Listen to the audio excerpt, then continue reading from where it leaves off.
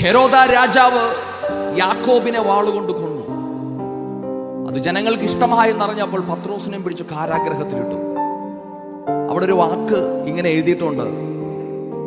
അപ്പോസ്തലപ്രവൃത്തി 12-ാം അധ്യായം അതിന്റെ 8-ാമത്തെ വാക്യത്തിൽ ദൂതൻ വന്ന് പത്രോസിനെ തട്ടി എഴുന്നേൽപ്പിച്ചു.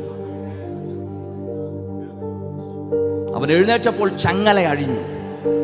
അടുത്ത വാക്ക് അരകെട്ടി ചെരുപ്പിട്ട് മുറുക്കുക. ഹല്ലേലൂയ. അതിനർത്ഥം ഇനി മുന്നോട്ടുണ്ടോ ഇല്ലയോ എന്നുള്ള ഒരു ഉറപ്പോടെയല്ല പത്രോസ് തന്റെ ഉള്ളിൽ കിടക്കുന്നത്. പക്ഷേ ദൈവത്തിനറിയാം ഇനിയും ഇവനെ കൊണ്ട് എനിക്ക് ചെയ്യുവാൻ പലതുമുണ്ട്. ഹല്ലേലൂയ. അത് മാത്രമല്ല, അതിന്റെ പിൻപിൽ ഒരു സഭയുടെ പ്രാർത്ഥനയുമുണ്ട്. ഇന്ന് പകലിൽ ആത്മാവിൽ ഞാൻ വിളിച്ചു പറയുകയാണ്, എവിടെ തീർന്നു എന്ന് പറയുന്നു, ലോകം വിധി എഴുതുന്നു, അവിടെ പുതിയൊരു തുടക്കം കുറിക്കുവാൻ ശക്തനായ ഒരു ദൈവത്തെ ഇന്ന് പകലിൽ ആരാധിക്കുന്നു എന്ന് വിശ്വസിക്കുന്നവരുണ്ടെങ്കിൽ കരങ്ങളെ അടിച്ച് കമോൺ.